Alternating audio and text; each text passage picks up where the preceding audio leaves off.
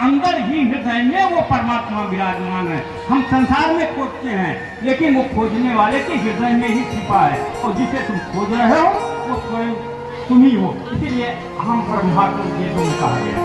साथियों, आगे जगजीवन साहब कहते हैं कि आनंद के सिंध समाये गयो, तिनको न रहो तनको सुनो। जब अपने में आप समाये गयो, जब हम संसार दोनों नेत्रों से संसार को देखते हैं, अपने को नहीं देखते। जब हम अपने अंतर्घट में देखेंगे, इस आंखों से हम बाहर देखते हैं, लेकिन कोई तीसरी आंख है, उससे जब हम अंदर को देखेंगे, जब अपने में आप समाये गयो तो अपने आप रहो अपने। जब अपने आप में समा जाओगे तो निश्चित ही आपका स्वरूप ही परमात्मा का स्वरूप है, तो अपने आप को ही रखोगे।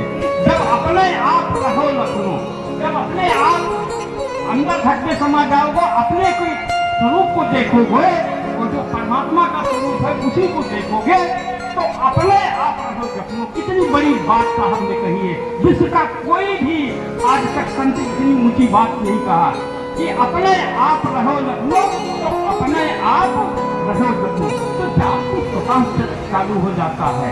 साथियों, सबसे बड़ी बात यहाँ तक साहब ने जो बात कही है, केवल नीरज की बात कही है, सूरज की बात कही है। आगे साहब कहते हैं नीरज की बात, जब ज्ञान का भान प्रकाश हो, जब हमारे अंतर्घट के अंधकार समाप्त हो जाता है और सत्य के ज्ञान का प्रकाश होता है, तो जब ज्ञान का भान प्रकाश हो, जब जीवन जग हो गयो सपनों, तो ये संसार सपनों हो जाता है।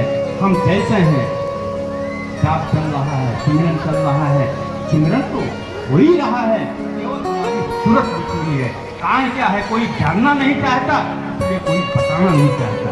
दीक्षा लेने से ही काम नहीं चलेगा। आज जरूरत है ऐसे शब्दों की खोजने की जो आपको इस रास्ते पर लगता दे, आपको उस आपके शरीर में ही नाम हो रहा है, उस नाम को लखा दे। आज उसकी जरूरत है। हम लोग इसीलिए जगह जगह साधना शिविर का आयोजन करके लोगों को सुमिरन भजन ध्यान कैसे करें, हम लोग यही बता रहे हैं। इसीलिए हमारा व्रत है, आज तक मेरा कोई शिष्य नहीं है। जो काम दीक्षा देने का तो सभी लोग कर रहे हैं, जो काम छूटा है हमको वो करना चाहिए। तो जगजीवन साहब कहते हैं, जब ज्ञान का भान प्रकाश भयो, जब जीवन जग रहो सपनों, जब आपके अंदर का अंतर्घट का प्रकाश जग जाएगा, अंधकार समाप्त हो जाएगा अज्ञानता का, तो फिर ये संसार ही सपनों हो जाएगा। आप बैठ गए। इसी को मलुका दास जी ने कितना अच्छा कहा है, मुख से जपो न कर जपो। दास मलुका साहब कहते हैं कि उस नाम को एक ऐसी भी स्थित करते सुमिरन करते करते आ जाती है कि मैं मुख से न जपो, मुख से जपो न कर जपो। उसको मुंह से भी जपने, जब आप सुमिरन करेंगे, जैसे जैसे आप सुमिरन करेंगे, जैसे जैसे आपकी प्रार्थना बढ़ती जाएगी, वैसे फिर उसको जपने की जरूरत नहीं। अभी जगजीवन साहब ने कहा है कि अपने आप रहो जपो, वो शुरू हो जाता है। उसी चीज को मलुका दास कहते हैं, मुंह से जपो न कर जपो, जिह्वा जपो न।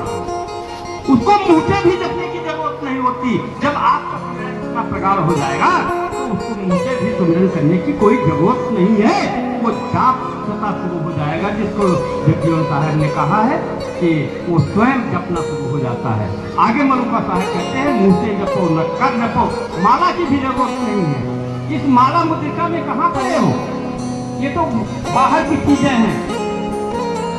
सुमिरन तो आपका हो रहा है, हर सांसों में सुमिरन हो रहा है, केवल हमारी साथियों सूरत बिखरी है। उस सूरत को उस नाम में जो हो रहा है उसमें लगा दीजिए, इस संसार से मुक्ति हो जाएगी।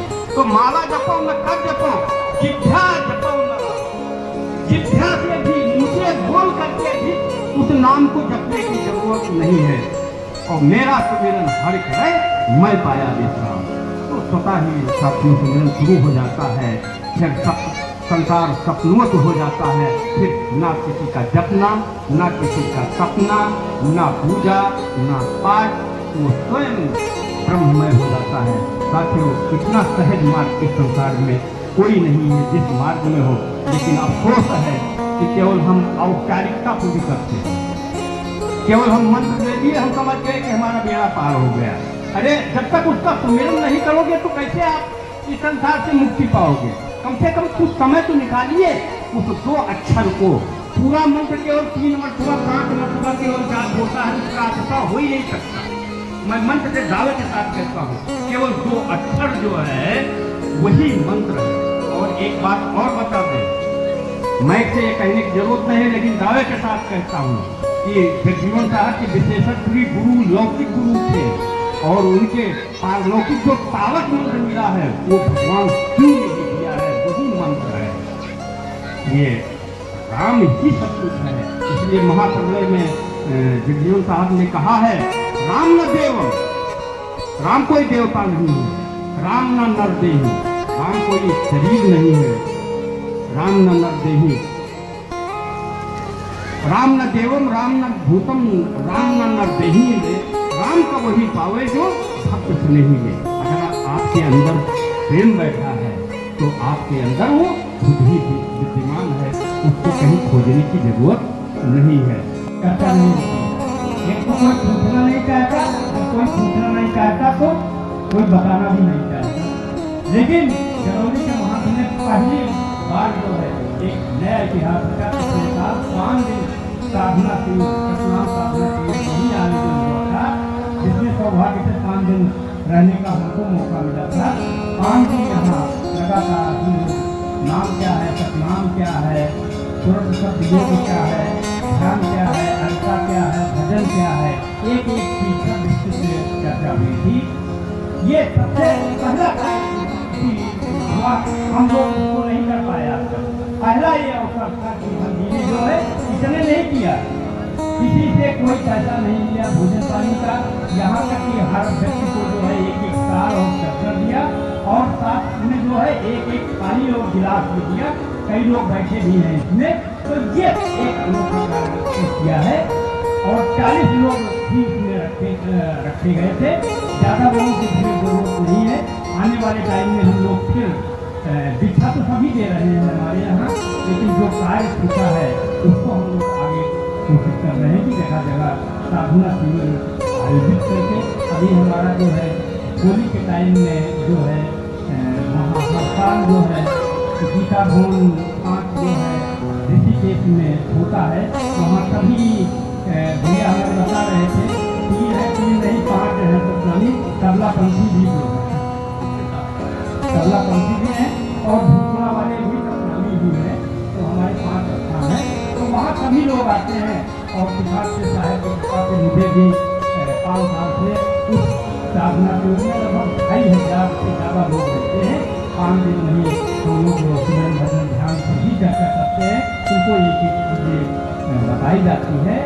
आने वाले टाइम में फिर एक प्रयास किया जाएगा कि ज़्यादा से ज़्यादा लोग साधना शिविर में भाग लें।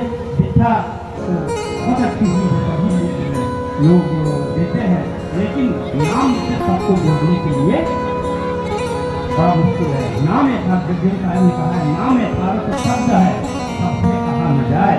अधिकारी जिसके अंदर त्याग हो, अधिकारी जन हो तुमको दिए होता है। नाम तो आपके अंदर हो रहा है, केवल हमारी सूरत दिखनी है, सूरत को लगाना है। और ये कार्य जो है हमारे जरौली धाम के महंत साहब ने इसी अभियान से किया जाना। यहाँ आज भी वीडियो पड़ा है, कभी देखना चाहे देख लें, और यूट्यूब पर काफी वीडियो सुन रहे थे। नैहर में दाग लगाया किनरी, ये संसार क्या है, नैहर है, ससुराल तो हमको उस लोक में जाना है।